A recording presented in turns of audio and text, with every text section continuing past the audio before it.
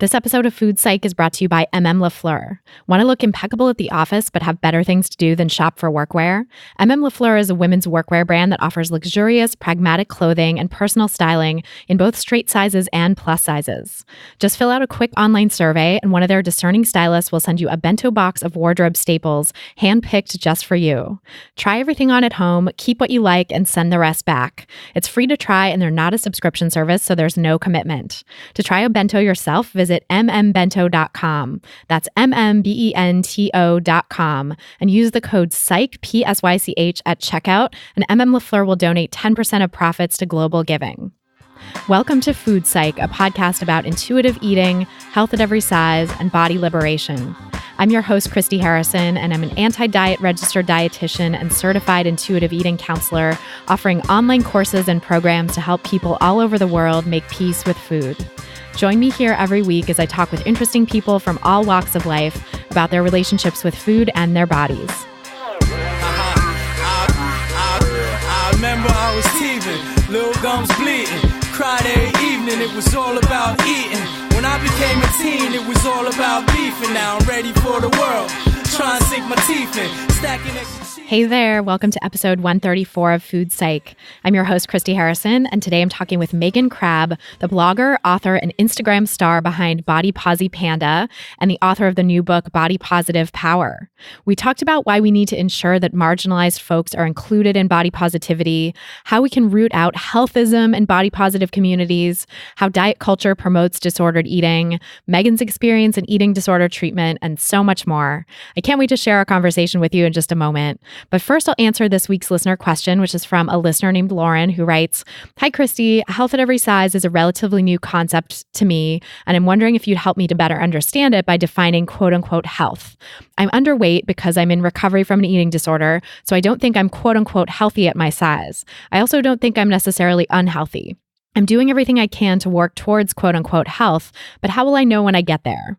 So thanks, Lauren, for that question. And before I answer, just my usual disclaimer that these answers are for informational and educational purposes only and aren't a substitute for individual medical or mental health advice.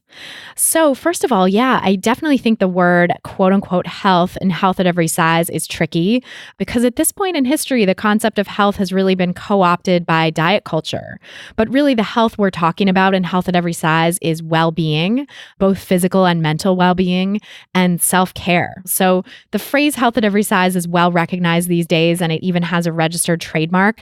But if we could change it to self-care at every size or well-being at every size, I would, because I think that really reflects more the spirit of what it's actually about. So another word in this phrase that I want to highlight is the word size. And with regard to that word, health at every size definitely doesn't mean that the size of your body now is automatically the size that your body is meant to be at, right? So instead, the idea is that when you're consistently practicing self-care behaviors and you've spent a good amount of time not engaging in dieting and eating disorder behaviors, and you're in a state of relative mental well-being and, physical well-being, like you don't have any ongoing medical complications caused by the eating disorder, for example, then that's the size your body wants to be at. And you can't know what that size is until you're actually doing the things that get you there, because your size is just a byproduct of letting go of all the disordered stuff and letting your body figure out where it wants to be. So I always say, you've probably heard me say on the podcast, that saying what size or what weight you want your body to be is putting the cart before the horse, because the horse is actually your behaviors and also your genetics and things that are outside of your control. But to the extent that you can influence things, your behaviors, your letting go of disordered eating and dieting, for example, your ability to take care of yourself and nourish yourself, and those just pull your weight along to wherever it wants to be, to wherever it's going to settle, because your weight is like the cart. It gets dragged along behind the horse, right? And so like in your case, you had an eating disorder, which put you in the quote unquote underweight category. And having an eating disorder definitely doesn't support health, right? That's a behavior that's going to drag your body along into a territory that's not safe for it. So you almost certainly won't stay in that category when you are practicing self-care behaviors, right? Your body will find the weight range that it wants to stay at when you're doing behaviors that do support your health, which means in your case, recovery behaviors, and for all of us pretty much listening to this podcast, it means recovery behaviors behaviors, whether that's letting go of dieting and chronic dieting and restriction of a subclinical variety, or clinical eating disorder behaviors, or something on the gray line in between those, right? Because it's all a spectrum, but all of it takes you away from your body's innate wisdom and from what your body actually wants and needs. Now, the one caveat with the quote unquote underweight category is that when your body has gotten that low on reserves, it often starts eating itself to keep going, which I talked about in the question I answered on episode 128. So in that episode, I compared it to being in a house with a wood burning stove where you're running out of wood. And eventually you're going to start having to burn the furniture, right? And eventually start burning the beams of the house to keep warm and stay alive. And so that's what happens in your body when you don't have enough energy coming in to support your biological functions, which is the case in restrictive eating disorders. So your body starts shutting down systems, biological systems, to conserve energy and survive. And eventually it might even start breaking down your internal organs like your heart, your lungs, your liver to use for fuel. And that is what happens when you go too long without adequate reserves coming in. So that's likely why this quote unquote underweight category has the highest mortality risk of any body mass index category. And body mass index has a huge number of problems, and it doesn't actually measure health at the higher ends of the range. But the underweight quote unquote category does pretty strongly predict mortality risk. It's the highest mortality risk of all. And that's likely because that's the range at which people's bodies start breaking down and start eventually breaking down your internal organs to use for fuel, right? So people don't usually fall in that category unless they have eating disorders or things like cancer or other conditions that cause their body to waste away and eventually consume themselves. And so obviously that's not good, right? That's extremely dangerous, and you don't want that, which is why it's so important to work with a treatment team that specializes in eating disorders to help you really recover and fully recover. So that means a registered dietitian, a psychotherapist, and a physician at the outpatient level, or an inpatient or residential treatment program with all those folks on staff. And you want them to understand health at every size and be weight inclusive so that they don't say and do things that trigger you and keep you stuck in a restrictive place. And they also need to understand the medical complications that can come from having a body that's eating itself or at risk of eating itself, right? Or in more subtle ways, eating itself, and be able to give you a meal plan with a ton of energy to help you replenish your body's needs, or enough wood to rebuild your house, to continue with that metaphor, right? So if you don't already have a treatment team that you're working with, I really recommend finding one. You can do that by going to the National Eating Disorders Association website, which is nationaleatingdisorders.org, and using their Find Treatment tool, or contacting their helpline. And then when you contact the providers, you can look at their websites and you can ask them in person or on the phone if they practice from a health at every size paradigm, and if they avoid recommending weight loss to anyone, because that will be really important in your recovery. Even if you're currently in the quote unquote underweight category, you don't want to work with someone who's going to be like, well, we're going to help you gain the weight that your body needs, but not too much weight, right? Pathologizing larger bodies. Like, it needs to be someone who can help you restore whatever weight your body needs to restore to rebuild your house, right? To bring back the wood that you used and burned to try to keep yourself alive in that metaphor of the house, right? And who's not going to say, oh no, that's too much wood. We can't have these extra beams in your house. That's extra. That's too much, right? No, like, whatever your body needs to replenish itself, whatever it needs to get to a place where it no longer has medical complications and where you're supporting life and you're supporting all your biological functions and you're able to follow the cues of your body and really tune into those cues eventually down the line with treatment and practice. That's where your body is going to need to be. And so finding a treatment team that understands that and isn't going to micromanage your weight is super, super important in this process. So nationaleatingdisorders.org is one route you can go and then screen the people yourselves. Or you can look at HAEScommunity.com, that's HAES community.com, and look at their feature, Search the Registry. That's a tool to find providers who've taken the Health at Every Size pledge and who are on board with the Health at Every Size approach. And you could sort of do it that way, where you find treatment providers there and then ask them what their experience is with eating disorders and sort of do it that way. But either way, my recommendation is to find an eating disorder treatment team that understands eating disorders and understands health at every size and the weight inclusive paradigm, so that you're really supported on all fronts here. You're supported with the medical recovery that you need to do to restore your body, and you're also supported in the sense of helping yourself accept your body at whatever size it ends up. So I hope that helps. And anyone listening, if you want to submit your own question for a chance to have it answered on an upcoming episode, go to christyharrison.com/questions. That's christyharrison.com/questions. Then if you want a whole library of answers from me about how to make peace with food in your body, plus the chance to ask me any question you want and have me answer it on an exclusive monthly Q&A podcast, you can join my online course, Intuitive Eating Fundamentals. I just got this great testimonial about the course from a participant named Kelly who says, "I've read the book and have done other courses, but your course, Christy, has really helped. I've been holding on to some diet thoughts and going through the exercises really made me look at it from a different perspective. I'm now even seeing all the sneaky ways diet culture was all around me and have been cutting it all out. It's been so liberating. I was hesitant to purchase thinking it was like other courses, but it is way better and worth the money. Your hard work on it shows. Thanks for all that you do and grateful for you in this community today." So the community she mentions is our private Facebook group, which is exclusively for course participants, and it's full of incredible people who are just so supportive and there for each other on the journey to break free from dieting. Plus, I'm in there answering questions and providing guidance along with my wonderful staff, so you really get a huge amount of community support and individual attention in this course. If you're ready to become an intuitive eater and leave diet culture behind once and for all, you can learn more and sign up for the course at christyharrison.com/course. That's christyharrison.com/course. And now through New Year's, we're actually doing gift subscriptions to the course, which you can learn more about at christyharrison.com/gift. It's the perfect present for that loved one on your list who needs some anti-diet energy in their life, or you can put it on your wish list so that friends and family know how to get it for you. Just go to christyharrison.com/gift to get it. We're brought to you today by Masterclass. Imagine if you could learn to make homemade lobster ravioli from Chef Gordon Ramsay. Well, now you can with Masterclass. Masterclass produces online classes taught by the best in the world. You can choose from nearly 30 instructors across a wide range of fields, including writing, film, acting, and many more, all beautifully produced with cinematic video quality. What I love the most is that they have some of the best chefs in the world teaching their cooking classes, including Thomas Keller, Gordon Ramsay, Alice Waters, and Wolfgang Puck, so that you can really master the craft of cooking. And as I've shared on the podcast before, learning to cook and appreciate different flavors and foods was a huge key in my own ability to make peace with food and find the joy in it. So I always love to share cooking resources that can help spark the same joy in you. Just in time for the holidays, Masterclass has launched an all-access pass, a thoughtful gift for the home cooks or lifelong learners in your life. With a new all-access pass, you can unlock every class from 4 chefs and over 30 other masters, all for the price of 2. Food Psych listeners can get the all-access pass at masterclass.com/foodpsych. That's FOODPSYCH, all one word.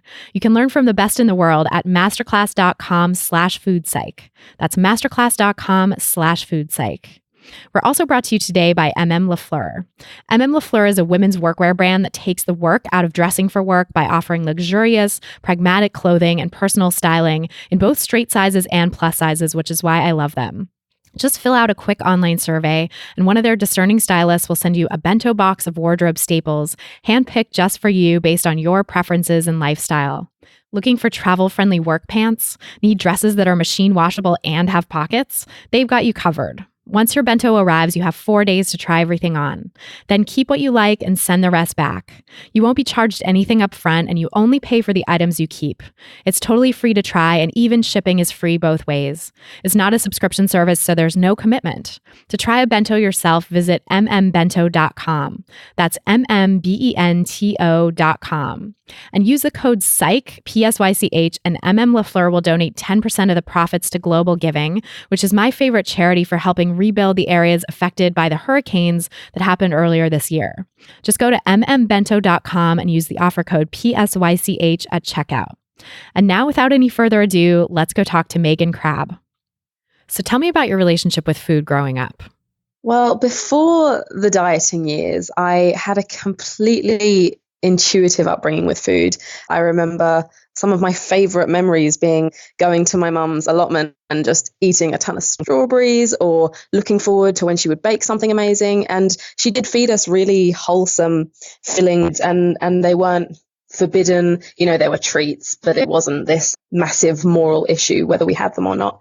And that was up until probably about 5 years old. And 5 years old was when I clocked hang on, this stuff that I'm putting into my body is affecting how I look. People who eat less and their bodies get smaller. So that was when I made the connection that calories in equals how my body looked. And that was when it started to become distorted. So from there, food very quickly stopped being about joy or nutrition and started being something that was a marker of my value and something that I could use to change the way I looked. And obviously, as the dieting increased, it just became more and more disordered until eventually it would be just an enemy. It was something that I had to face every day, that I had to battle and deny as much as I possibly could.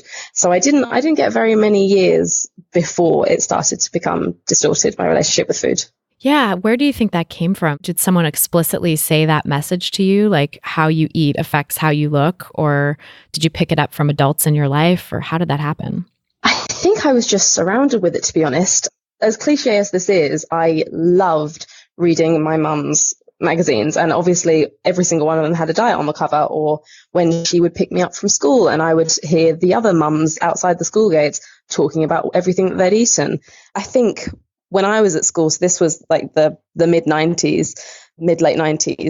So the schools were kind of just starting to think, right, we need to put an emphasis on healthy eating and we need to ban these type of foods. And of course, they weren't making the emphasis health.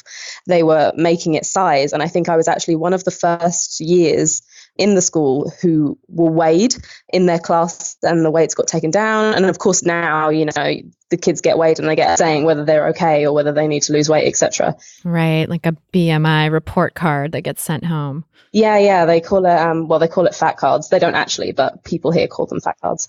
And that was coming out of that as well. So I was just surrounded by it. I just absorbed it really, really easily. And I think that also has to do with my personal qualities in terms of my psychology and always being a perfectionist and always being very all or nothing. So once I realized that food was something that I could also be perfect in and be the best at in terms of dieting or restricting, then that was something that I grabbed hold of. Right. That makes a lot of sense. Like it triggered that perfectionistic part of you to want to do that with food. Mm-hmm. Yeah. And so did anyone in your life notice that you were dieting and have anything to say about it? Or was it kind of a private thing that you started doing at first? I didn't call it dieting. Somewhere in my brain, I think I realized that at the age I was, I shouldn't have been dieting because, this was something I was reading in women's magazines. This was a women's issue. So what I said to my mum was that I wanted to get healthy, and I gave her the rules of getting healthy. And it was generally just cutting out basically everything that I enjoyed and that in my child mind I had then labeled as bad. So the type of foods that most people think of as bad, they were gone. And over the years, just more and more foods got added to that list. And it was under the guise of, I'm going to be really healthy. And it wasn't until I actually did start losing weight from it that my mum clocked and thought, this is a bit too far. And she kind of talked me down. So I had several times where I would be doing this getting healthy dieting thing, and I would lose weight. And then she would say to me, that's really enough. I think we need to go back to normal. And I remember her saying things to me like the classic, well, boys won't like you if you get too skinny, which worked at the time, but not the best message to send to a child. And that's what it was. And it just, got more drastic as time went on. Oh, wow. Yeah. And were you in a larger body as a kid, or had anyone ever commented on your size, or was this the thin privilege of being in a smaller body and losing weight and having that alarm her was kind of what stopped it? I would say that I think I had more puppy fat than my friends, but it was never, I don't know, nobody would have looked at me and said, that's a fat kid. I was just, in my mind, so much bigger than all my friends. And I think when you're in that childlike mindset, things get so exaggerated. I thought I was the biggest person in my class. Everyone else was so perfect, so small, so blonde, so tiny. And, a couple of things were said to me. I remember one year, a boy that I liked, I met him when we were having a sports day and we were playing softball and I was really enjoying myself. And then he said to me that I was really good for a big girl. And, when you're a kid, things like that stick. Mm-hmm. Totally. Yeah. So this judgment from someone who had no idea what he was talking about, but it really, really sticks in your mind for sure. And so from there, that was around elementary school, it sounds like 5 years old and stuff. You said you continued dieting sort of on and off for years after that. How did that unfold? So I think I was seriously dieting by the time I was 10 years old. And I was no longer calling it getting healthy. I was calling it dieting. I had a mission. I was going to lose weight. And I think the first big one came when I was transitioning to secondary school.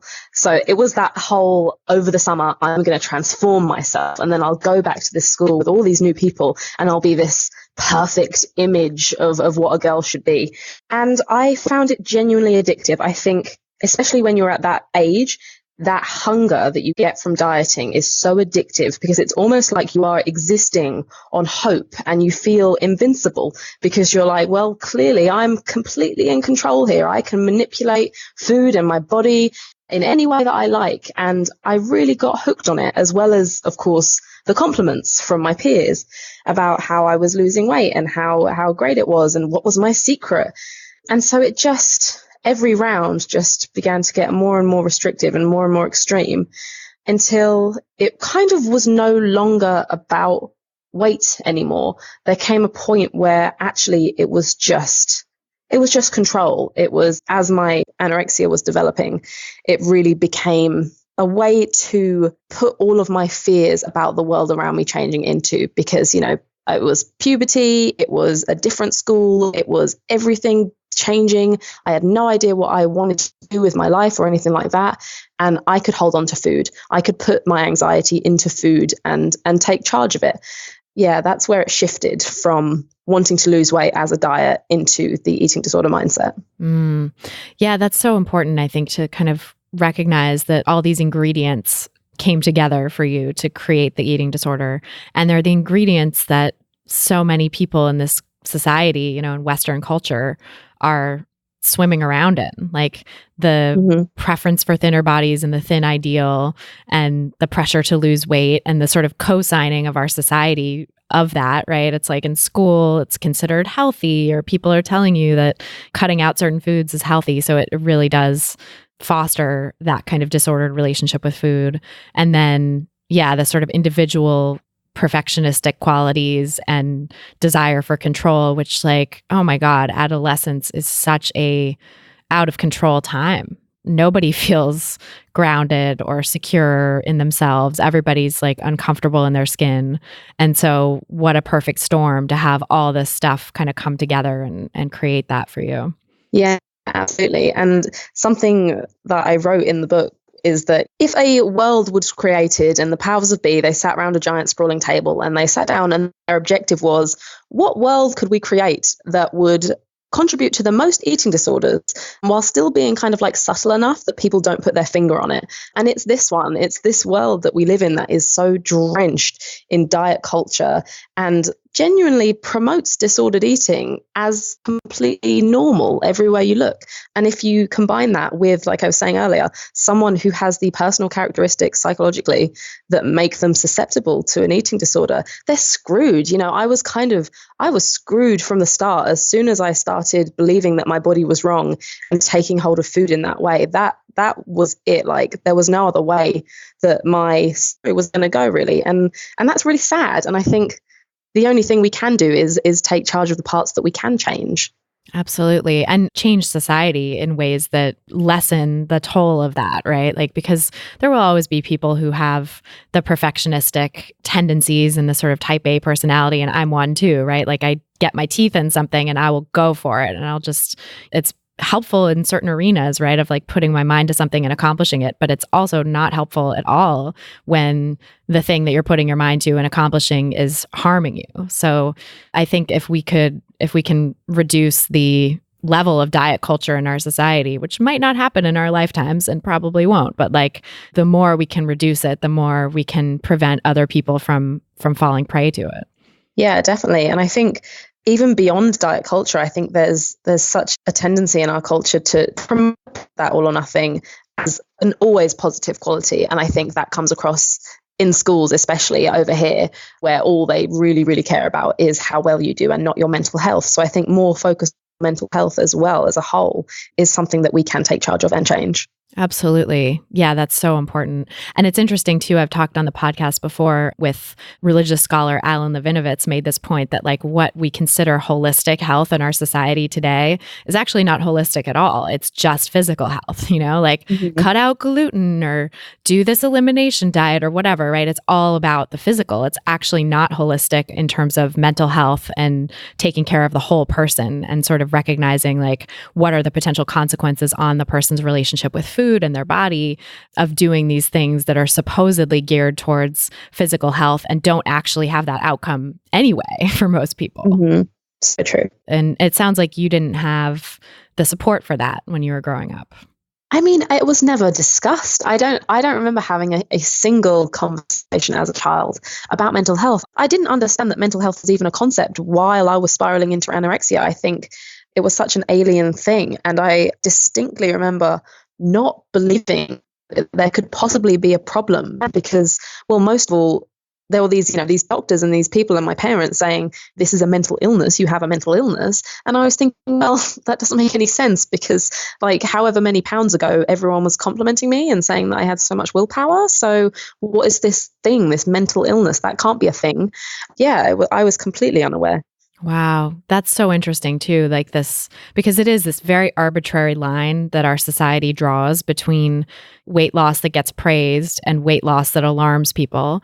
And that line is just about weight. It's not about anything else, really. It's like, because it can be the same thought patterns and the same behaviors and the same everything, except that you're in a weight class that is deemed by society to be desirable versus you're in a weight zone that society deems to be alarming and problematic. But there's no difference in the actual mental state. Yeah, exactly that. And it's widely acknowledged that the longer you wait without treatment, the worse your eating disorder is going to get and the harder it's going to be to pull yourself out of it. We need to destroy the idea that there's any weight requirements or any weight limits on eating disorders because they come in every shape and size and everyone deserves to be taken seriously and treated. Absolutely. I 100% agree.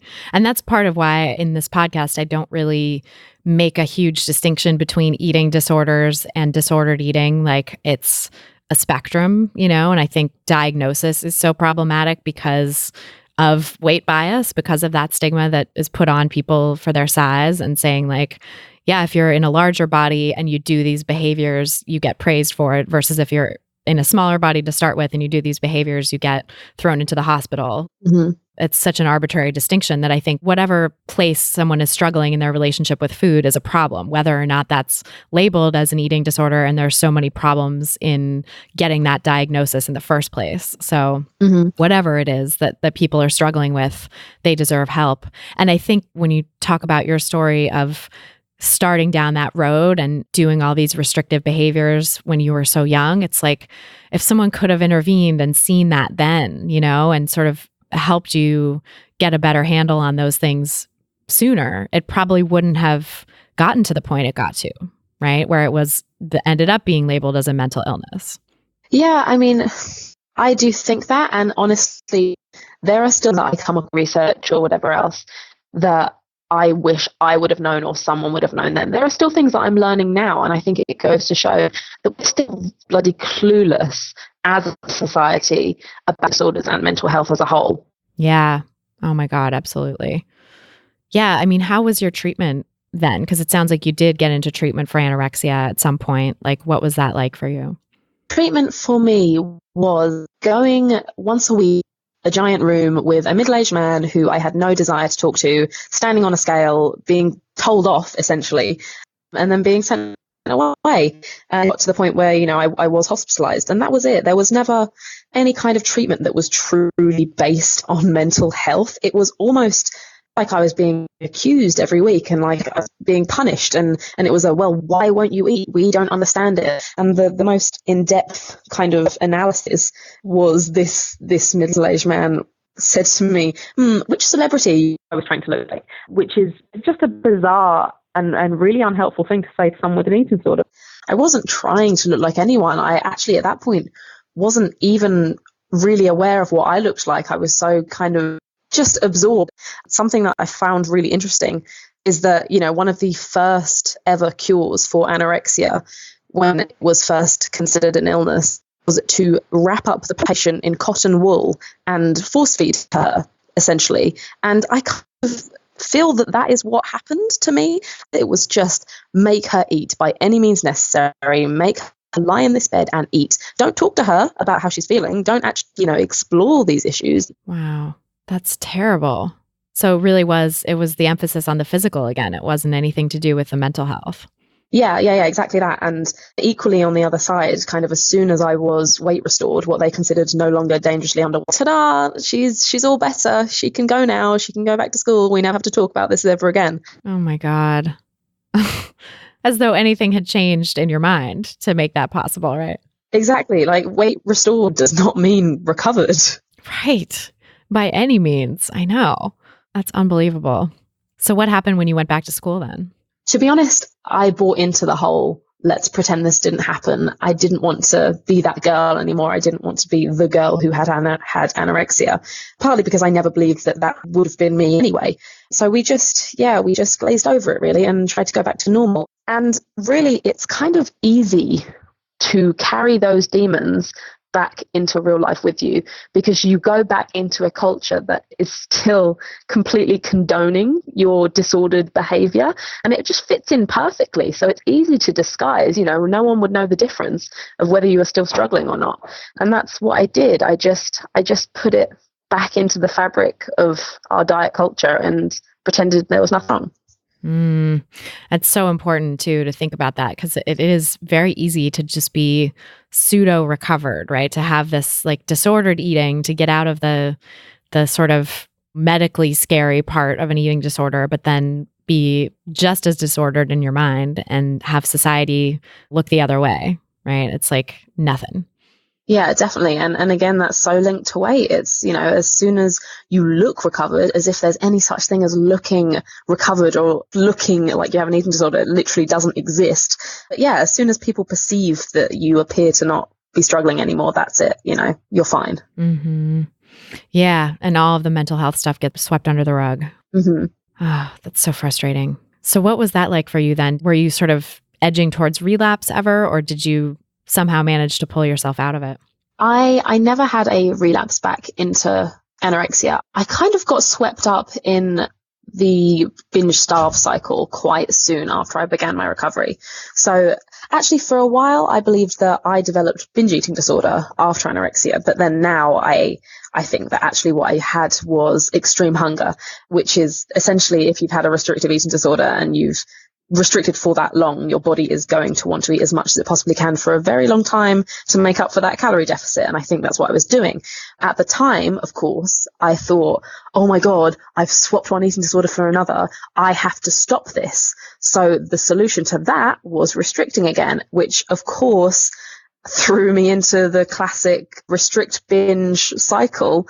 And I kind of stayed there for years, about 5 years. And that was just gaining and losing and gaining and losing, sometimes in a more extreme way, sometimes just kind of a month either way. And that was the pattern. And that is so interesting too, the idea that binging, which is a very natural response to restriction, and yeah, the binge urge is very real for people who are recovering from anorexia. That's a societally demonized trait, right? Or behavior. It's like binging is the scariest thing for someone who's coming out of sort of the darkest place of diet culture, because binging feels like losing control. It feels like eating too much, quote unquote, and the fear of weight gain that's associated with that. So yeah, I can imagine that must have felt really scary, and you were likely to really label that as the problem. Like that was my thing as well. I also had a pretty brief period of real, like just pure restriction or just only restriction. And then it morphed into the binge restrict cycle. And it was like, I wasn't worried about the restriction part. I wasn't worried about that time, even though it was causing health effects and was having these health problems that nobody could diagnose because I wasn't in, a body size that they deemed underweight. So it was like, oh, I don't know what's going on with you. Maybe you need to go on the pill. Maybe, it's weird that you're not having periods, but your weight's fine, and like, but then that wasn't a problem for me so much because I was liking the restrictive eating and the weight loss, but it was not until the binging started that I was like, oh my God, I have a problem. I'm so messed up around food. I have to get this under control, which of course then led to more restriction and more binging, and it just exacerbated the whole cycle. So yeah, it's really interesting how binging is a thing that people tend to really demonize instead of seeing it as like the body's natural response to starvation, which it is. Yeah, absolutely. I read the most ridiculous article. This was quite a while ago. And the article was like the secret eating disorder that thousands of women are struggling with. And then when it went into it, it was like they eat clean all day, so healthy, but then at nighttime they secretly binge. And they'd classified that as an eating disorder. And in my head, I was like, of course they're binging. They've been restricting all day. That's not binge eating disorder. No. That's literally just your body's biological reaction. It was infuriating, and it's so misleading as well. Yeah, absolutely. Because it categorizes the clean eating as not the problem, when in reality, like the binging, with 99.9% certainty, I can say that like that response would not be there if people weren't restricting themselves all day in the first place. That's part of the problem. Exactly. But it's not acknowledging that that's part of the problem, right? I think that's so much of what our society does about eating and dieting is like the dieting doesn't get seen as the problem, the restriction of all kinds, whether it's an official diet or just sort of like watching it or control over your food. That doesn't get seen as part of the problem. It's only when the body responds in the natural way of binging and feeling out of control with food that gets labeled as the problem. Yeah, exactly that. Yeah. Ugh, it's so maddening. So what did you do then when you were struggling with that? Did you end up finding real mental health help, or how did that unfold? I didn't get any more mental health treatment or help for years and years and years and years and years. I think I was a bit scarred, to be honest, by how horrendous it was when I was in the depths of my anorexia, that I didn't want to go back there. I'd lost all faith that it would ever actually help me. So I just ignored it and I just pushed it down. And truly, it wasn't until I found body positivity and I started reading about intuitive eating and eating disorders and actually going back to this time in my life that I realized how much I still had left to heal and how much I just ignored and just pushed down. And I wish that I had actually gotten proper mental health help, but I just got by. Yeah. I think that's a common experience too. I know a lot of people, and I myself went through that for a long time as well. I finally did find the right therapist, but it was not in the early stages when I needed it. Mm-hmm. And yeah, it's very scarring to go through an experience with the mental health field that's so antithetical to your actual mental health that I can see why you would sort of stay away. Yeah. And I've started going to therapy recently, and this is in the last maybe 6 months, generally for, anxiety issues that are still hovering around over everything as they do. And even now, I'm still stumbling across, when I'm talking about that time, there are still pieces that hurt. It's kind of like having a horrible physical injury, and I sewed it up in a very slapdash way as best as I could, wasn't very good at it, and just carried on. And now every so often I'll still just like feel a little shard that I missed just like poking out, so I have to open it up again and get that shard out and clean it off and get rid of it. And that's what it's like. And to be honest, I think it's probably going to be that way for a long time. I think healing from something like an eating disorder or any mental illness takes so much longer than people realize, and it's just involves such reopening of wounds, and we shouldn't expect it to kind of be fixed, and I've just, right, well, that's it, you're recovered now, done. Yeah, I mean, that goes back to the whole, our society privileging perfectionism and accomplishment, right? It's like, that's another way in which we're sort of expecting too much of ourselves to say like, well, this should all be done, this should all be taken care of. But yeah, it is such a long road, and I think that's a really great and apt metaphor, and sort of gets at the gruesomeness of it too, like of how difficult this process is of healing, because it is so painful, because we have to go back through it. We have to relive, but in a different way, relive, not like go back into it to live it the way we did the first time, but we have to figure out a new way to approach it in order to heal. And that's incredibly painful and requires a lot of mourning. Yeah, definitely. Definitely. And something that I'm not good at and that I'm working on is when I revisit these times, or when I revisit my eating disorder with my current therapist, I can rationalize my way out of it now as an adult. So I'll look back at certain things that were horrifically painful at the time and just be like, yeah, but I see how it works. I mean, they did that because this and they did this because that. And my therapist is like, well, no, that's not how you actually felt then. That's you just covering it up. That's you not wanting to open it up. And that, yeah, there's been a lot of reluctance, which I think is quite natural when you start therapy, because it's like, holy shit, I know this is going to hurt. Let's just glaze over it. That's where the real healing happens, where it hurts the most. Totally. And I mean, it's so like just sort of to take a moment to give compassion for you for going through all of that and just muddling through the best you can. Because I think that's what we all do with traumas and hurts in our lives, right? Is we just kind of like, as kids especially, we don't have a lot of mental resources for dealing with things, but we figure something out that kind of works or just good enough, and we like sew it up in this slapdash way, like you said, and then move on. And that's what allows us to become adults and get, sort of thrive to the best of our abilities, right? We do the best we can to be okay. Mm-hmm. But there's those parts of us that are unhealed, that are not okay, that we have to then reopen. But it's like, I think also it sort of speaks to the resilience of the human spirit too, this ability to like just do it the best you can and sort of get by.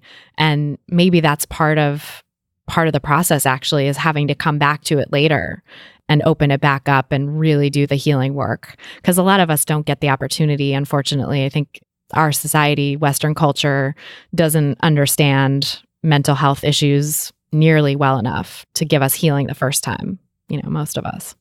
Yeah, definitely. And I think that speaks as well to the idea that every single person you meet is carrying around some of that pain. You don't know what shards they have left in them that they are still hurting from. And that's something that we all need to remember when we meet people. Oh my God. Yeah. Especially I think with the kind of work you're doing, I'm curious to like hear more about how your body positive journey evolved and became super public. But I think like doing this public work, I've experienced a little bit of it, and not a fraction of what my colleagues in fat bodies or disabled bodies or non-white bodies have experienced. But like there's this ire that comes at us sometimes in this movement, right? From people who, I think if we can be in a compassionate space and think about it, it's like these are people who have those unhealed parts of themselves, those shards poking up and hurting them. And that's why they're coming at us. Like that's why this movement of self-acceptance and body acceptance is so challenging for them, is because they have unhealed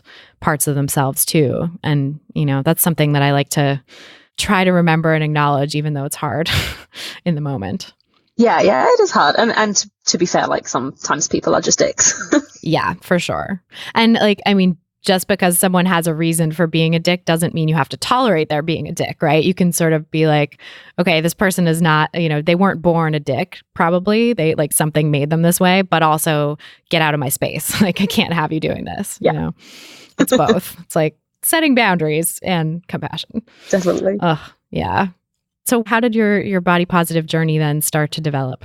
Honestly, it really started as just something that I had found that was helping to heal me. And, when I came into this Instagram community, it was tiny. There was a few hundred of us, and we were just sharing our coping strategies, really. We were sharing what we'd learned. We were learning together, and none of us kind of imagined that it would turn into a thing. And then, the media kind of caught wind that this thing was happening on Instagram, and there were this bunch of people, and they were feeling good about themselves. Let's shine a spotlight on that. And it really snowballed from there into this very, very public thing. And it kind of almost overnight my page became not for me anymore, but for other people, which was in some ways difficult to deal with, and in some ways wonderful, because also I think I've done a lot of healing through trying to help others heal. And I think that's been very, very good for me in terms of compassion and learning and finding purpose as well, finding purpose in all that pain. I've been able to create something kind of beautiful out of the pain. And that's been really great for my healing journey as well. So, God, what happened from there? It just took on a life of its own, really. And yeah, 3 years later, here we are. Yeah. Yeah, no, that's really interesting how it sort of morphed from your own personal journey and your own healing space to something helping other people. And I do think that's a big part of healing from this stuff, is being able to give back or speak out or bring this message to others, like the message of body positivity, self-acceptance that has healed you, then being able to speak that out to other people, I think is incredibly profoundly important in this movement. But it also sometimes can happen too soon to where you feel like you're not then getting the support that you need, or it's a messy overlap, I guess, between the personal and the compassionate side of this, where you're giving out to other people. Yeah, definitely. And I mean, I'm not going to lie, sometimes I do miss it. Sometimes I miss how small it was. I miss the sense of community, because while it is still a community now, it has drastically changed, because when there is a spotlight on something, and especially a kind of movement, it warps, it gets watered down, it becomes nothing like what it once was. So I still lean on people in the community who were there in the beginning and who have always had the same kind of intentions and priorities as we did then. Yeah, I'd like to talk more about that, how you've seen it get watered down as it's grown, because I think that's a huge conversation in this space right now. Is like people who were in the body positive movement from the get-go were body positive meant something different, right? Body positive meant inclusive of all bodies. And then somewhere along the way that got lost. And it's something that people like you and me and a lot of us in this movement are trying to bring back in and shine a light on the fact that it's not exclusive. It's not for only particular types of bodies. But where did you see that shift happen, and how do you handle it? Honestly, I completely recognize that I am complicit in the misunderstanding. I am complicit in the watering down. I think when the spotlight started shining and it landed on me, I am fully aware that it landed on me because of the privilege that I have, because I am in a smaller body. You know, I'm on the very start of what most places would consider plus size. I deviate the least from what is the social norm, but just enough, you know? So that is why I know that is why I have the platform I do. That's why I'm in the position that I'm in. And over the years, I spent quite a while not being fully aware of that and wanting to give the public what they wanted, which meant for a long time, I was not shouting loud enough about what body positivity truly stood for. And I wasn't being a good enough ally to my fellow members in the community whose bodies are more marginalized than mine.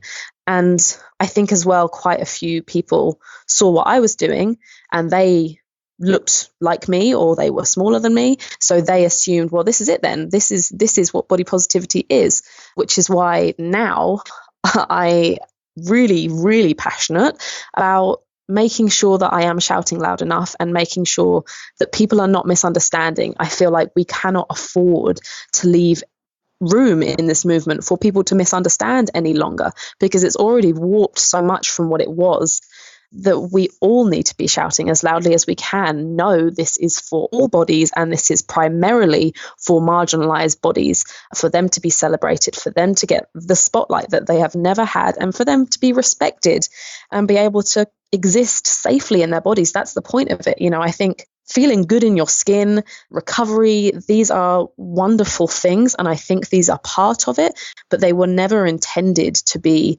the be all and end all. Feeling good in your skin is kind of secondary to making sure all human beings are safe in their skin. So well said.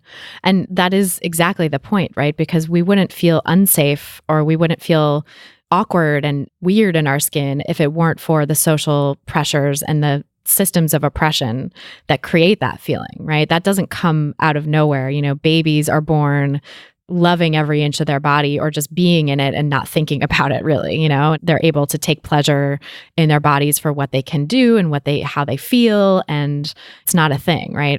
It's learned. These systems of oppression are learned. And for us to be able to unlearn them is the way forward, and is the way that everybody can start to feel more comfortable in their skin as, like you said, sort of a secondary thing to dismantling systems of oppression, which is the real cause. It's kind of like putting the cart before the horse when we make it about individual liberation, right? I think the real horse that's driving this engine has to be collective liberation and collective movement for acceptance of all bodies that then translates into self-acceptance for individuals. Yeah, exactly. And this is really highlighted, I think, when people come to me. People come to me kind of all the time, and they want to talk about specific areas of their body that they're insecure about. And they want to say, how do I accept this part? And 9 times out of 10, what that part is, they believe, is too big. It's rooted in having too much fat, being too soft, taking up too much space. And they want to talk about these individual parts as if the technique to accepting them is going to be like different parts apart. And they don't realize that actually the whole root of it is fat phobia. It's that we live in a fat phobic culture. That is why we believe certain parts of our body are too much, too big. So it's kind of like, as you said, it's the wrong way round to think, how do I accept this part? How do I accept this part? It's why am I believing that these parts of me are flaws in the first place? It's all the same, and it's all rooted in the oppression that fat people face, that our culture teaches us to be scared of fat, to live in fear of fat. Mm-hmm. So true. Yeah, the individual judgments about body parts, it really is. It's all about fat phobia. It's all about them taking up too much space or not fitting this mythical norm that we're sold as the only way to be happy in our society. And it's just not true. It's just bogus. But to stop people from having those feelings about individual body parts, I think we really need to understand the larger picture. Like, this is not an individual problem. This is not you just having a problem with your thighs or whatever it is, right? It's about, why do you have this problem? Why do so many people share this problem? Well, it's because of the pressures placed on us by society and the fat phobia that's entrenched in our society in so many ways, whether that's healthcare or media or individual, parents like wanting to do the best for their kids. Like, fat phobia plays a role in all of these different domains of people's lives. And we need to become aware of it and root it out in each of those domains for people to actually feel comfortable in their skin all the time. Yeah, definitely. And I think one thing that diet culture does sickeningly well is convincing individual people that they are the problem. Their bodies are the problem. It's their fault how they feel about their body. And it means that people don't realize that this is something that's being done to them. This is something that's being done to all of us. It's not actually anything about us, our bodies, what we've decided. This is the game, and it's kind of been set up from the start. And we're still, while we believe that it's our fault, we're focusing on the wrong thing. We're chasing the wrong dragon. Totally. I've just been thinking recently about this idea of like, it's not your fault that this is how society is set up. This is something that's being done to you, because I've heard from some people that sort of framing of things makes them feel like they're being painted as a victim, that it's victimizing or that it's disempowering to think of it like that. But I actually think it's the reverse. I think it's disempowering and victimizing to think that it's something that you as an individual have the responsibility to do, and that you've been failing to do all your life because of some flaw in you, right? That's the rhetoric from diet culture, is like, it's your responsibility, it's your fault. And if you can't do it, if you can't fit into this narrow ideal that's being set out for you, like, that's on you, which is incredibly disempowering. And I think that seeing it as, no, this is a systemic issue, and this is actually this culture that we live in foisting these expectations and ideas on you, while it is something that's being done to us. And so in that sense, like, we are victims, but I don't think being a victim is a bad thing. I think actually recognizing that you've been a victim of a crime and naming it as a crime, and seeing like, hey, all these other people have also been victims of this crime. Let's fucking do something about it. Let's fight this crime. Like, let's fight back and create a community, not through like aggressive policing tactics, but through, community support and community care, right? And sort of creating an alternative system where this crime is not able to happen because people have resources to fight it. Like that's what it really is. That's what it's really about. And to me, that's so empowering. That's not staying stuck. That's actually recognizing what's going on and working to change it.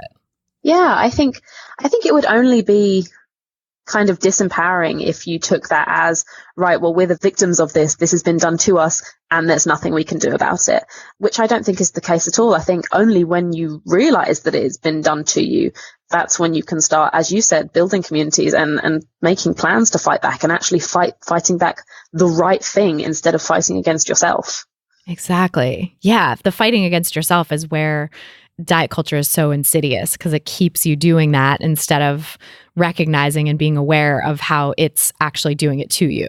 Mm-hmm. It's like it's gaslighting us on a massive scale. Definitely. So with this idea like of diet culture doing something to you or committing a crime against you, I've been using this metaphor of the life thief as like diet culture steals our time, it steals our money, it steals our happiness, it steals from us in all these different arenas of life. And I think it's really important to sort of name the different ways that it's stealing from us and how we can reclaim those things that we lost. So I'm curious, and I'm starting to ask people now on the podcast, how did you have your life stolen by diet culture? What were some of the ways that it took things from you, and how did you reclaim those things that you lost? I think predominantly diet culture really stole any sense of who I believed I was.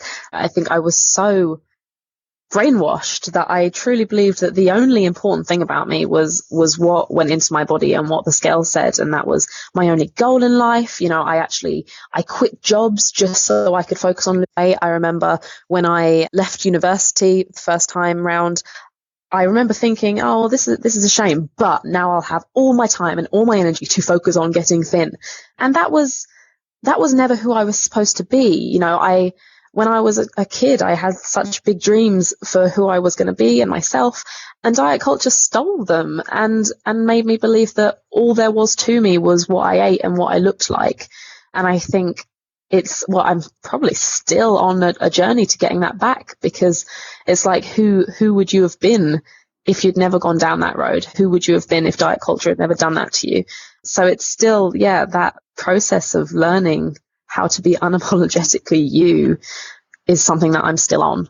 Yeah. And it's such a process for all of us. I think that diet culture steals that ability, and so does patriarchy, which is part of diet culture, right? Or one of the root systems of diet culture for people in identifying as women or femmes or socialized as women. That's a real form of oppression as well that we have to deal with and learn to be able to recognize and sit with our true calling, our true nature, our true gifts to the world.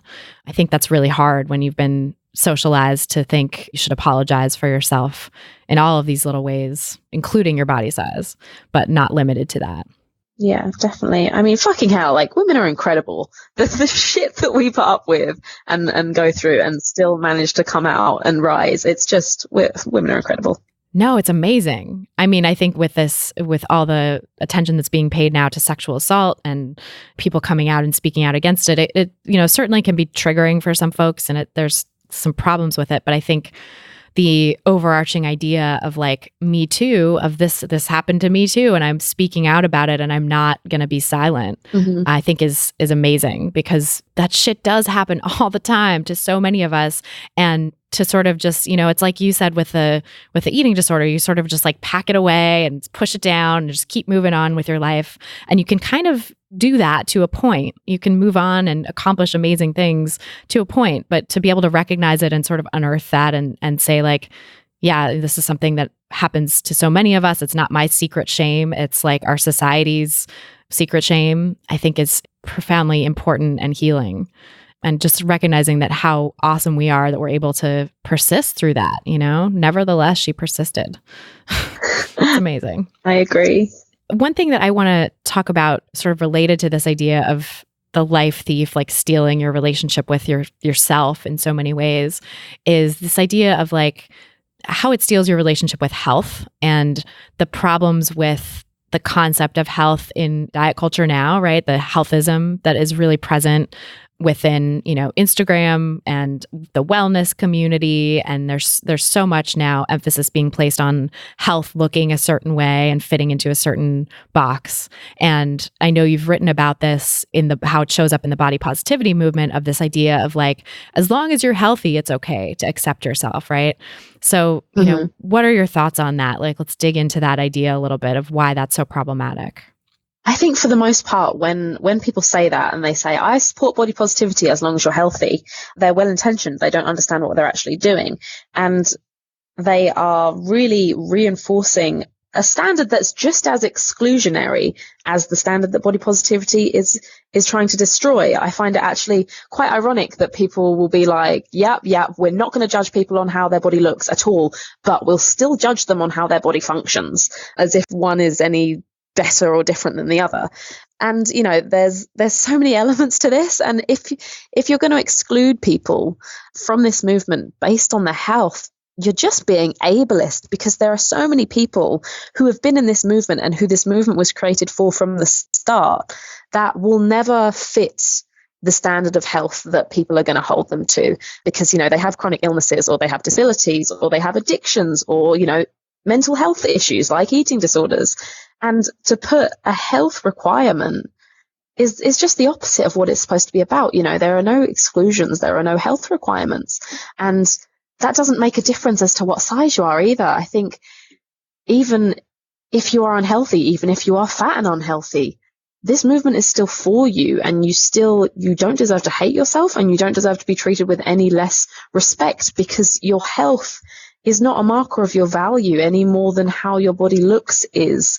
And yeah, that's the real, it's such a misunderstanding, and it's a distortion of the community. And I think it's largely coming from the kind of mass media idea of body positivity, and the fact that actually Fitspo is co-opting body positivity and trying to make it about health.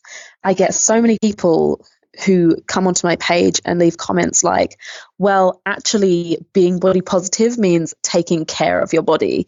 And it's like, you can't just redefine something. Like, you can't make up what you think it means. That's not how this works. You wouldn't go to like a Black Lives Matter movement and say, you know what, I think this actually means this now. It's a political movement. It's the same thing. You can't just redefine it however it suits you.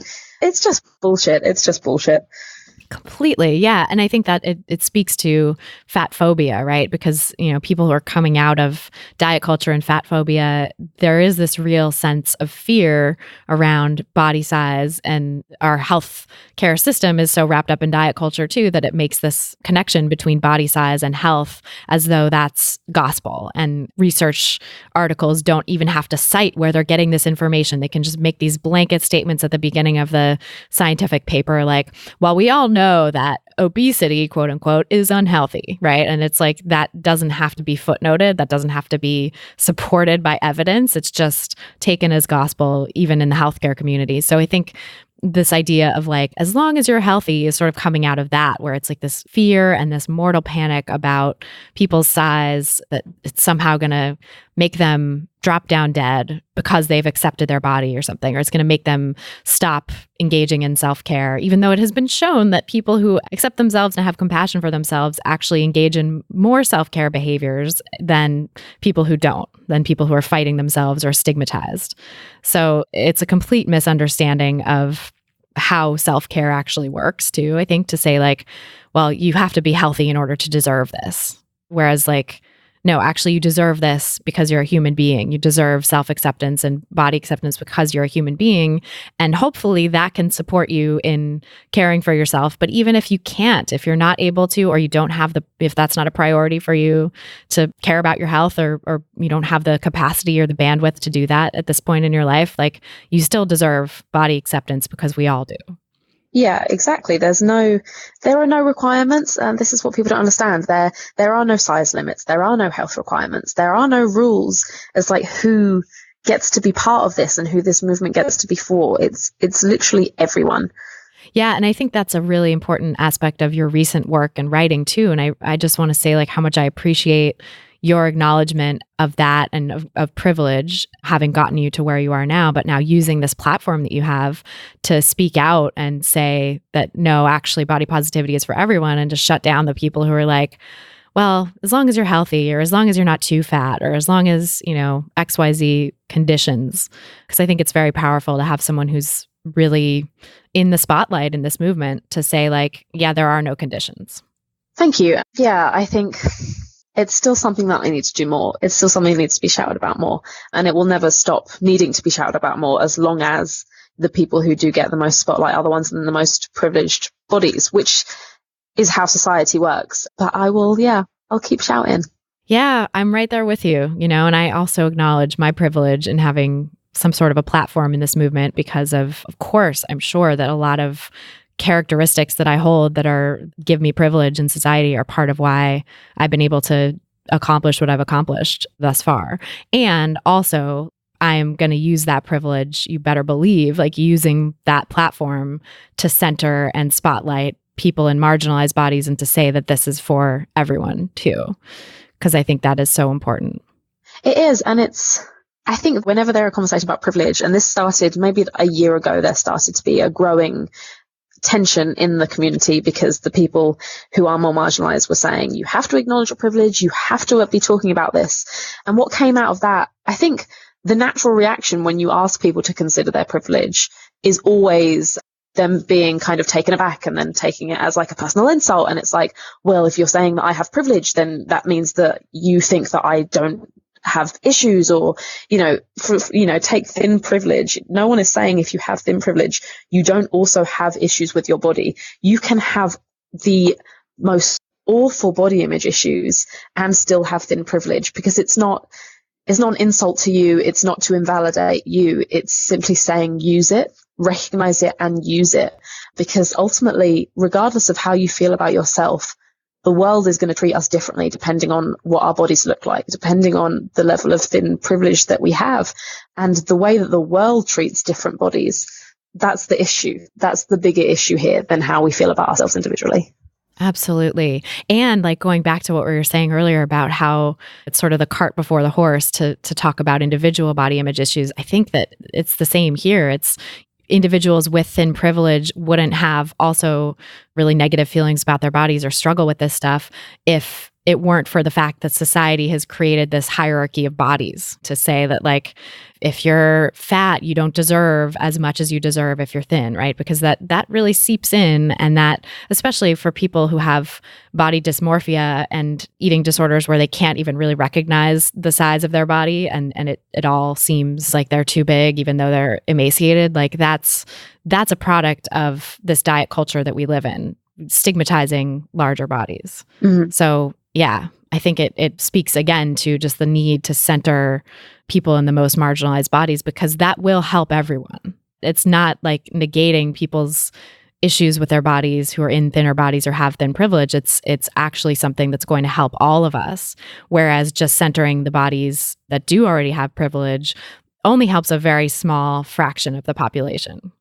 Yeah, definitely. And it's a perfect answer to whenever someone kind of crashes into body positivity and says, but where are the thin people? And it's kind of like, well, everywhere, like, like literally look around you. Have you like turned on a TV lately, or like opened a magazine, or yeah. And that's still being asked. It's just a very confusing question to me. Yeah, completely. Because there are so many people in thin bodies in the body positive movement already, and in society, like you said, you can't go anywhere. You can't leave your house without coming across the thin ideal in various manifestations everywhere. Exactly. Well, tell us a little more about the book and where people can find it and learn more about your work. Okay, the book is called Body Positive Power. It came out in September. It's essentially everything that I have learned in the 3 years that I've been learning about body positivity. So there's a whole chapter on where our body ideal comes from, where the current ideal comes from, what it's been historically, why it's bullshit. There's a whole chapter on the diet industry, how it came around, how it affects us now. And then there's intuitive eating and Fitspo and how to reclaim exercise. There's an eating disorder chapter where I've kind of I've illustrated the whole book with my experience. So every chapter, what the things I'm talking about, I'm also talking about my experience with them. So the eating disorder chapter was like the most intense, the hardest to write. And there's some really raw material in there as well. And it's genuinely just everything, like everything I've learned, everything that's got me to where I am now, and everything that I want other people to take on board with them. And there's a hell of a lot of research in it. I reread every book that I have on body positivity, diet culture, everything, and put it all in there. So yeah, that's out. You can find it on Amazon, hopefully, although there's actually going to be an official US release. So if you're in the US and you can't find it yet, it's because there's a bigger release coming for it, which is a bit annoying. I don't know why they couldn't just do it at the same time, but yeah. Yeah. When is that scheduled for? Do you know yet? I don't know yet. I'm still talking to the publisher. Yeah, it's going to be published by Still Press, so the same people who did Jess Baker's book. Oh, that's awesome. Yes. That is excellent. So we'll keep an eye out for it then, and I'll update this episode's show notes when we get a link that we can put out for people. Awesome. Thank you. Well, thank you so much, Megan. It's such a pleasure talking with you, and I could talk with you forever. So really grateful that you came on the podcast and shared your story, and for all the work that you do. Oh, thank you for having me. You're such a babe. Aw, thank you so much. So that's our show. But before you go, I have a couple quick things I want to share. First, if you're looking for some practical tips to start you on the road to intuitive eating and body acceptance, grab my free quick start guide, 7 Simple Strategies for Finding Peace and Freedom with Food. It's like a bonus podcast episode to help you stop dieting and reclaim your life. Just go to christyharrison.com/strategies to get it. That's christyharrison.com/strategies. And then to get full show notes from this episode, including all the resources we discussed, head over to christyharrison.com/134. That's christyharrison.com/134. If you've gotten something out of this podcast, please help us reach more people who need to hear the anti-diet message by sharing this episode and leaving us a nice rating and review. In the Apple Podcast app, you can click the 3 dots at the bottom right-hand corner of your screen and then click on Share Episode. And to leave a nice rating and review, just go to the Food Psych show page and scroll to the bottom where it says ratings and reviews. You've heard me read ads for brands like Masterclass, LaFleur, Casper Mattress, and Simple Contacts, all amazing companies that I truly believe in. These ads are great because they keep the show free and they introduce listeners like you to new products and services you'll love. It's a win for everyone, and I'm happy to have the help and expertise of Midroll Media to ensure that this show continues to have great advertisers. If you're interested in advertising on our show, go to midroll.com/food and click Contact to let the folks at Midroll know. They also represent other great shows like Spilled Milk, The Splendid Table, and one of my all-time faves, WTF with Mark Maron, which was my inspiration for starting this podcast, actually, so you can reach an array of engaged listeners. That's Midroll, midroll.com/food, FOOD. Thanks again so much to Megan Crabbe for joining us on this episode, and thanks to you for listening. And thanks to our engineers, Podcast Fast Track, our administrative and community manager, Ashley Saruya, and our photographer, Abby Moore Photography, and our designer, Meredith Noble, who did the album art for the podcast. The music you're hearing behind me now is by a band called AWOL, and the track is called Food, used under the Creative Commons license. Thanks again for listening, and until next time, stay psyched. Stupid or scared, no work in the kitchen now. Who put you there in that